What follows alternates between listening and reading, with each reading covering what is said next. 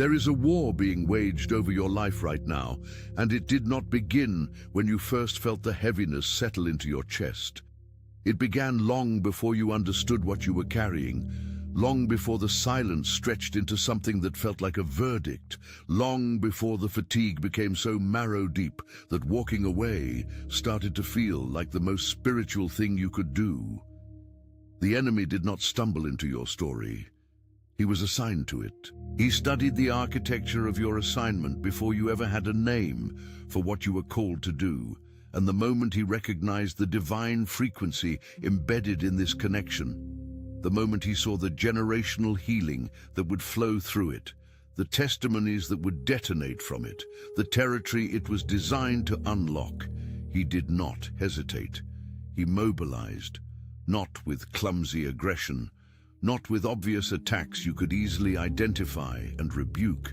He came with surgical precision, dressed in the language of your own wisdom, wearing the face of your most trusted logic, whispering in a voice so close to your own inner sound that you never once stopped to question whether the thought was actually yours.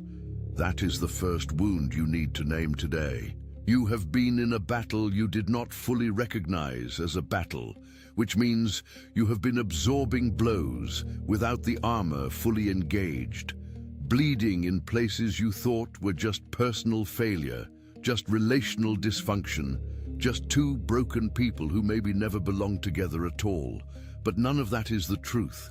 The truth is that the chaos you have been living inside is not evidence that this connection is broken. It is evidence that this connection is loaded, and the enemy has known that longer than you have. You will not defeat this attack alone.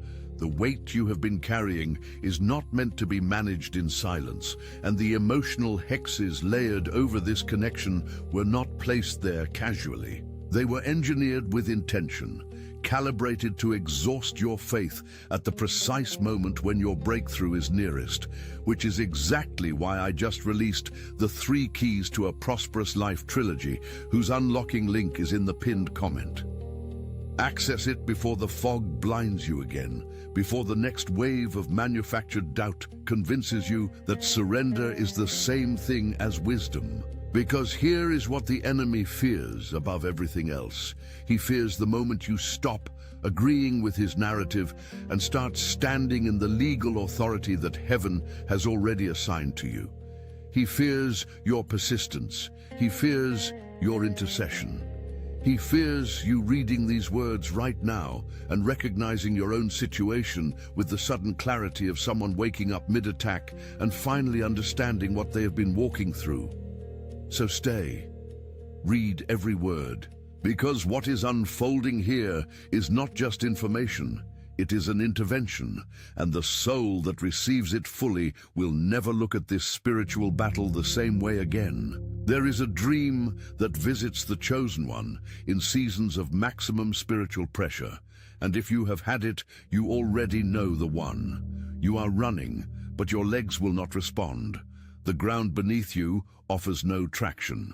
The threat behind you is nameless but enormous, and no matter how desperately your body screams to accelerate, you remain essentially motionless, legs churning against an invisible resistance that feels less like physics and more like something ancient has wrapped itself around your ankles and decided that tonight you do not get to move forward. You wake with your heart already at full sprint, adrenaline flooding a body that never actually ran anywhere, and the residue of that dream does not lift with the morning light. It sits on your chest through breakfast. It colors the silence at your desk. It makes the ordinary distances between you and that other person feel prophetic, like the dream was not just a dream, but a broadcast, a transmission from the unseen realm, confirming everything the enemy has been whispering. The physical sensation is specific and devastating. It is not general anxiety. It is the particular feeling of being held in place at the exact moment momentum matters most, and the intrusive thought that follows is always the same. Maybe I am not supposed to move forward. Maybe the resistance is not an attack. Maybe it is a wall that God himself built. And that thought, that single corrosive misidentification of the source of your paralysis, is the entire point of the dream. The enemy does not need to stop your legs in waking life if he can convince your sleeping mind to rehearse surrender nightly. He is writing a script in your subconscious and running it on repeat so that by the time the waking choice arrives, the emotional grooves are already carved. Your primitive memory reaches back for evidence to support what the dream seems to confirm, and it finds every moment you tried and were not fast enough, every time you ran and still did not escape, every childhood experience of powerlessness that taught your nervous system that resistance is futile. The spiritual action happening in this scene is not passive. A principality has been commissioned to interrupt your sleep, because your dreams are a prophetic infrastructure, and the enemy knows that what you rehearse in the night, you will manifest in the day. But here is the counter-revelation that the dream is also carrying. You did not stop running. Even with legs of lead, even with no traction and no speed, you kept driving forward. That is not a symbol of defeat. That is the portrait of the chosen one under maximum siege who has not yet surrendered. And that portrait terrifies the forces watching it because it means the assignment is still alive. The poisoned complement arrives in the daylight, in the full brightness of ordinary social interaction, and it is the most sophisticated weapon in the narcissist's arsenal precisely because it looks and sounds exactly like the real thing. It comes with a smile, with a warmth in the voice, with a hand on your shoulder, and words that on the surface seem to be offering you affirmation. But there is something in the eyes, not something you could easily articulate to anyone who was not standing close enough to feel it. Just a quality of flatness behind the warmth, a momentary calculation visible in the microsecond before the expression fully lands, as though the compliment had to travel through a filter of resentment before it could be delivered. Your body registers it before your mind can name it.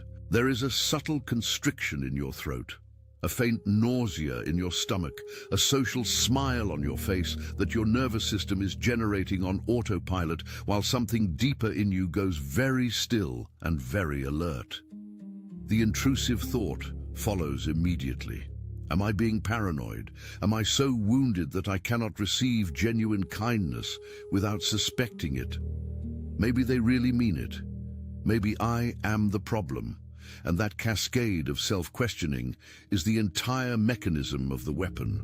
The poisoned compliment does not need to be verifiably false to damage you.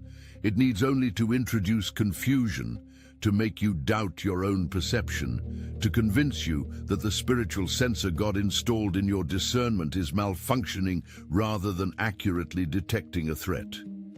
This is the psychological warfare of the covert narcissist operating in your immediate sphere. They cannot celebrate you without it costing them something that feels like an internal hemorrhage. Your success activates their wound.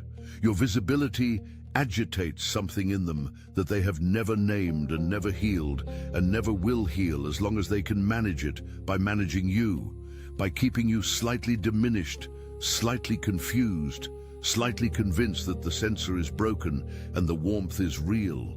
The spiritual tribunal records this exchange with perfect accuracy.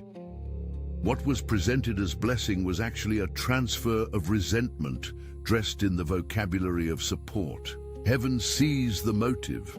Heaven weighs the frequency of what was actually transmitted, and the divine promotion embedded in your experience of that moment is this: your discernment is not broken, it is being refined. The fact that you felt the difference between genuine celebration and its counterfeit is the evidence that your spiritual instrument is becoming more precise, not less reliable.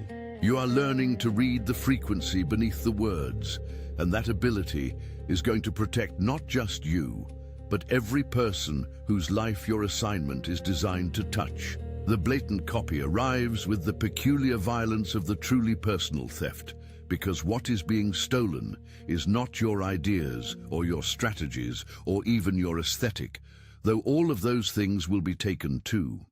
What is being stolen is your identity, your particular God-given frequency, the irreplaceable combination of gifting and wound and calling that makes you specifically you and not anyone else on the planet. The person doing the copying does not even fully understand the depth of what they are attempting. They see your anointing producing fruit, and they want the fruit, which is natural enough. But they cannot stop at the surface. They begin to study you with an intimacy that exceeds admiration. They track your language, your cadences, your visual choices, your spiritual vocabulary, the specific way you move through a room or frame an idea. And then they begin to reassemble these pieces in themselves, not as an homage, but as a replacement project. They do not want what you have in the sense of wanting similar blessings. They want to be the one who has it. They want to occupy the space your anointing occupies. They want the recognition to redirect toward them rather than toward you. And if they could simply erase you from the narrative and step into your vacancy, they would. The physical sensation this produces in the chosen one is not always immediate anger. More often, it is a strange and disorienting grief, a violated feeling that is difficult to articulate because the law does not have a statute for the theft of your spiritual DNA. The intrusive thought here is almost always self-erasure flavored. Maybe I was not as original as I thought. Maybe everything I carry has already been done, and I'm not as unique as I believed. And if the enemy can plant that seed and water it, he can use the copycat to accomplish a silence in you that no direct opposition ever could. Because you can fight an enemy who attacks you from outside. It is much harder to sustain your voice when the attack has convinced you that your voice was never truly distinct to begin with. The spiritual action in this scene is a territorial battle over your assignment frequency.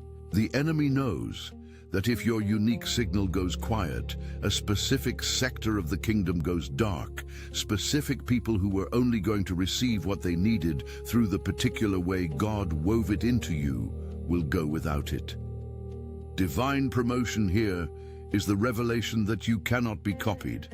The copycat can replicate your vocabulary, but not your anointing. They can mirror your method, but not your mantle. And every attempt to possess what God placed exclusively in you will eventually expose itself as counterfeit to the very audience it was trying to deceive. Sleep paralysis descends in the hours when your defenses are lowest, in the dissolving threshold between sleep and waking, when your conscious mind has not yet re-engaged its authority. And it is in this precise window that the enemy conducts some of his most aggressive spiritual operations. The weight arrives first, a pressure on your chest that is not the blanket, not the position of your body, not any physical explanation you can generate in the sluggish fog of half-consciousness. It is a presence. Some part of you knows this with an animal certainty that bypasses all rational processing. Something is in the room, something that is not welcome and is not benign and has arrived with a specific intention, and your body is locked. You command your hand to move, nothing. You command your voice to form the name that has authority over everything that would come against you. Your mouth will not open. The physical sensation is one of the most primal forms of terror the human nervous system can generate, because it is the terror of total vulnerability combined with the inability to access any of the tools you would normally use to respond to threat. And the intrusive thought, when it finally pierces through the paralysis, goes directly for your theology. If God were really with me, this would not be happening. If this connection were truly covered, the enemy could not get this close. This suffering is evidence of abandonment, evidence of uncovering, evidence that I have been left exposed in the night without the protection I thought I had. That thought is a lie engineered for your most defenseless moment, and recognizing it as a lie is itself an act of warfare that the paralysis is designed to prevent. The spiritual action in this scene involves a direct incursion by assigned spiritual entities, tasked with introducing hopelessness and the theology of abandonment directly into your subconscious, where it can spread without your rational resistance. But the primitive memory that surfaces in the paralysis is important because it points to the wound that gave this entity its legal right to approach. Some ancient moment of helplessness in your history, some childhood night when you were vulnerable and protection did not come, when you called and no one answered, when you needed covering and found none. The enemy accessed that memory and built an entrance through it. The divine promotion is the revelation that the paralysis ends the moment your authority is reasserted, and the practice of reasserting that authority in the most stripped and vulnerable moments of your human experience is building a layer of spiritual muscle that operates even below the level of full consciousness. You are learning to fight while you sleep. That is not weakness. That is an advanced level of the training. As I teach heavily and deeply to those who arrive at the 3 keys to a prosperous life trilogy, I have already left the link for you in the pinned comment. This weight on your chest is just a symptom of a warfare that has been miscategorized as personal failure. And the moment you correctly identify the source, the entire strategy against you begins to lose its structural integrity. Because the burned-out light bulb, the sudden flickering of lights in a room where you just had a confrontation, the electronic interference during a moment of high spiritual significance, the car that will not start on the morning when everything was already aligned for your breakthrough. These are not coincidences, and they are not mechanical failures, and they are not the universe being indifferent. They are the material world responding to the spiritual pressure being exerted in your immediate atmosphere. This is one of the most misunderstood manifestations of spiritual warfare in the modern Western context, because the materialist framework that dominates American culture has trained you to partition the physical and the spiritual into separate categories that do not interact. But the scripture does not support that partition. The physical creation is responsive to spiritual authority and spiritual corruption both. When stress and oppression spike in your environment to the level that a concerted spiritual attack produces, that energy is not contained in the invisible realm. It bleeds into the material. Electronics that operate on electromagnetic fields become unstable. Biological systems in your body begin to malfunction. Animals in your proximity become agitated. The intrusive thought in the presence of this phenomenon is always the same flavor of defeat. Everything is falling apart. Everything I try to build collapses. There is something wrong with me specifically, some curse on my life that prevents the ordinary functioning of even basic things. And that conclusion, if you receive it and hold it, does exactly what it was designed to do. It redirects your attention from the spiritual source to the material symptom, and leaves you fighting the flickering light bulb instead of the principality that caused the flicker. The spiritual tribunal record on this scene is straightforward. An intelligent enemy identified the material mechanisms most likely to destabilize your confidence at key moments and has been deploying interference against them with strategic timing, not randomly, but specifically at the moments when your forward momentum is most vulnerable to disruption. Divine promotion in this scene is the training in material detachment. You are learning that your assignment is not contingent on the cooperation of your circumstances. The breakthrough does not require the circumstances to normalize first. The circumstances normalize because the breakthrough happened. You move first in faith.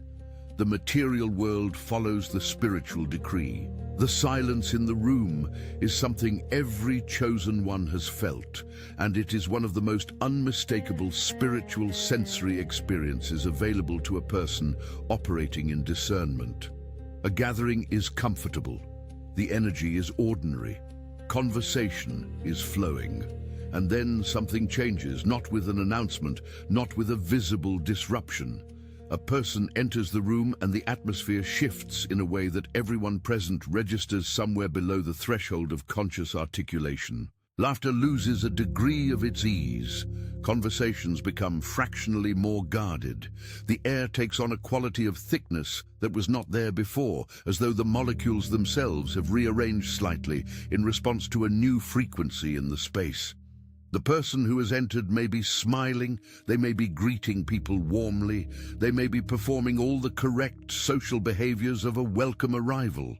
But the room knows something that the social script is not acknowledging, and that something is the specific frequency of envy that this person is broadcasting.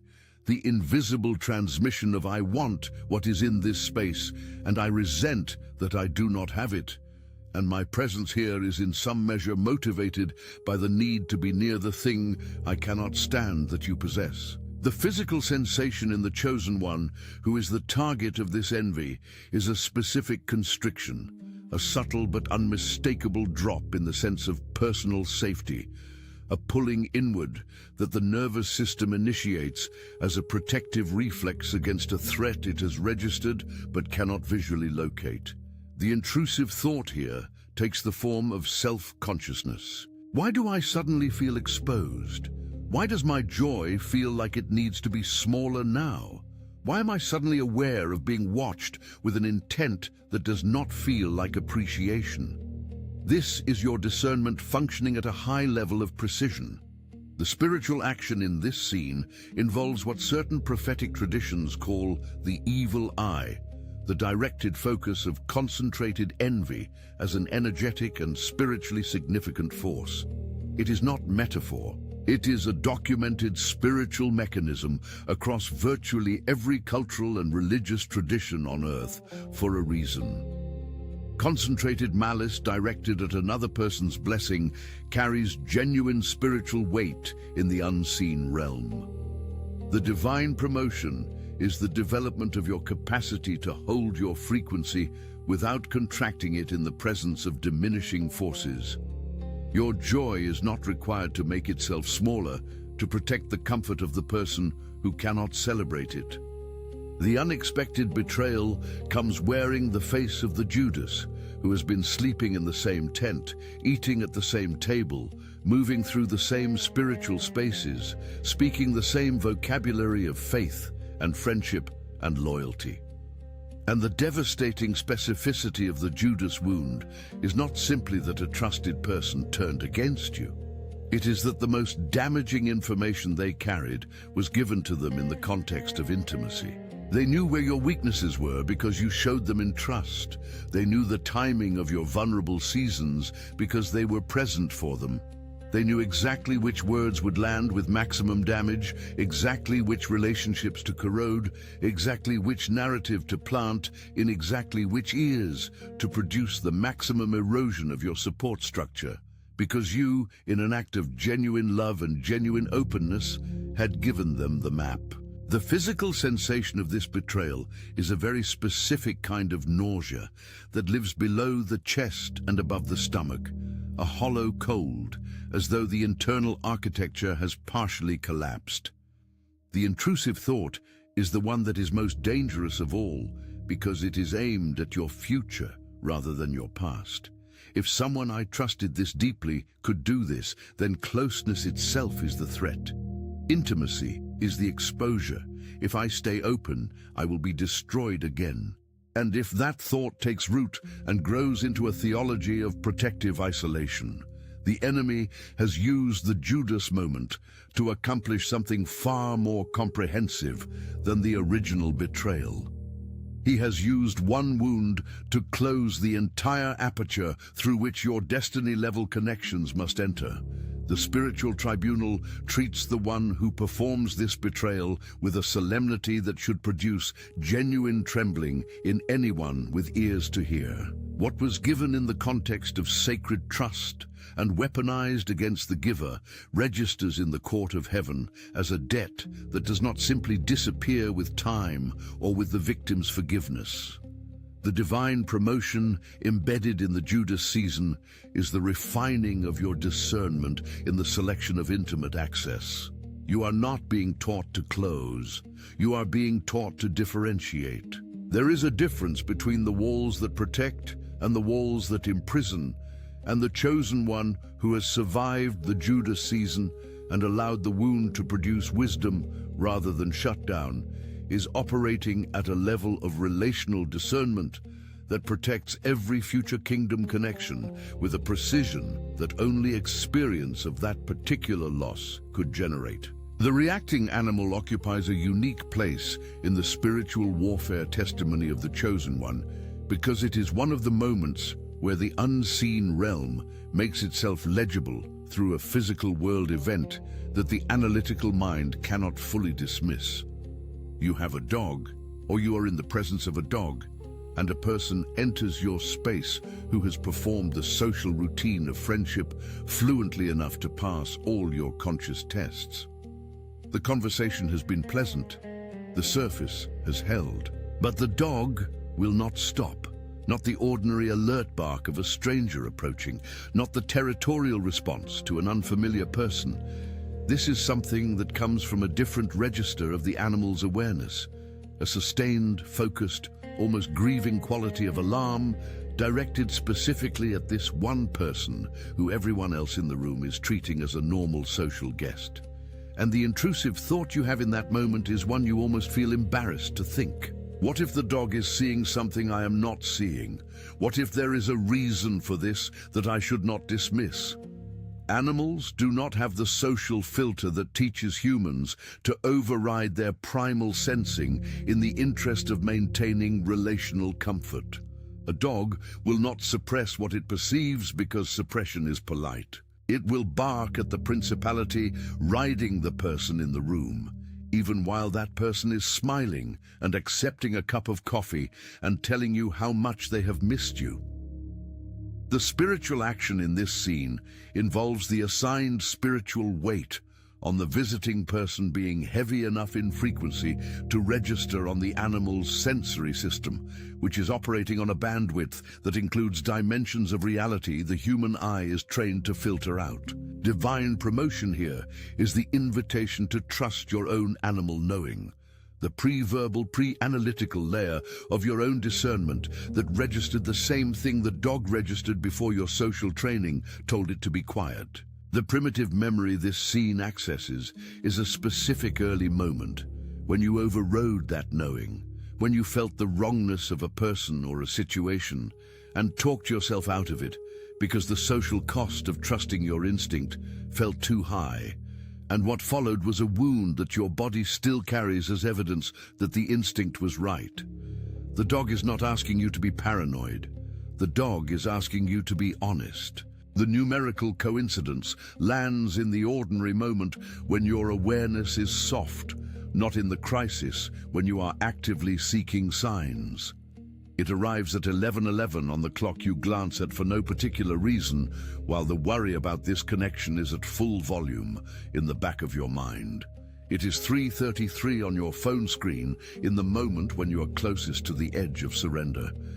It is not the number alone that carries the weight. It is the accumulation, the frequency, the pattern that insists on repeating itself specifically in the moments when you are most in need of the reminder that you are not navigating this alone, that there is an intelligence above your exhaustion and above your confusion and above the enemy's noise that is tracking your position on the map of your assignment with perfect precision. The physical sensation is a sudden alertness, a clean moment of presence amid the static, as though the channel briefly cleared and something got through.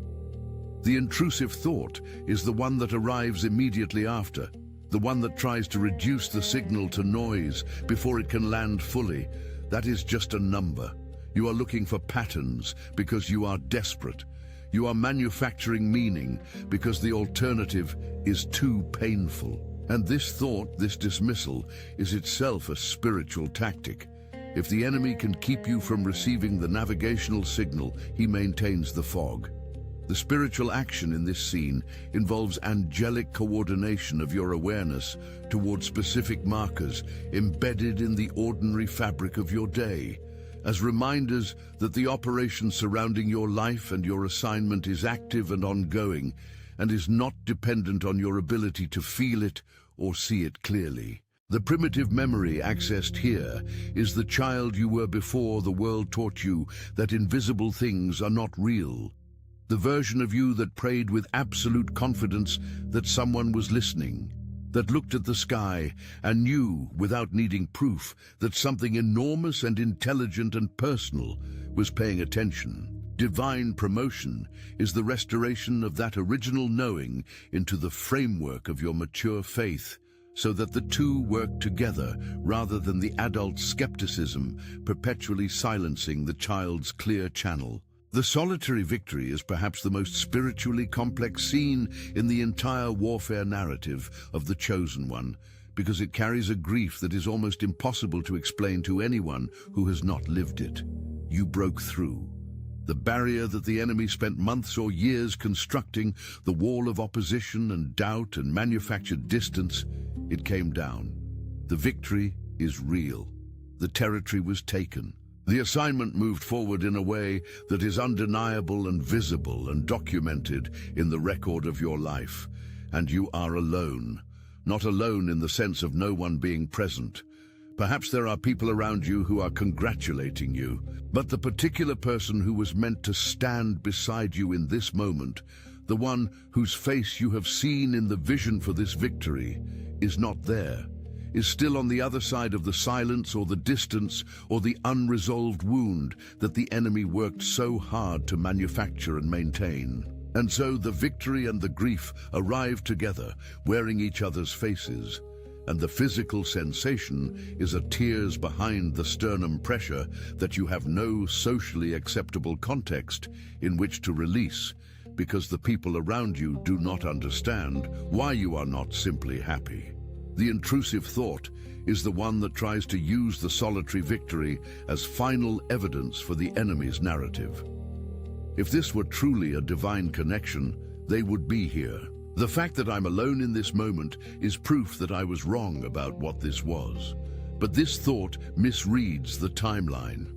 The solitary victory is not the final scene. It is the penultimate one. It is the moment when your capacity to hold the assignment without the visible confirmation of its full manifestation is being tested one final time. The spiritual tribunal records the solitary victory as one of the highest demonstrations of the faith of the Chosen One, the willingness to press through to the breakthrough even when the full picture has not yet assembled itself in the visible realm. Divine promotion here is the sealing of a particular spiritual authority, the kind that only becomes available to those who demonstrate that their obedience is not contingent on the complete and comfortable arrival of every piece of the promise at the same time. The dream of persecution returned, but this time something was different. This time, in the thick of the leadenness, in the grinding nowhere motion of legs that would not carry you forward at the speed the threat demanded, something in the lower architecture of your spirit stopped performing the calculation of fear and started performing a different calculation entirely.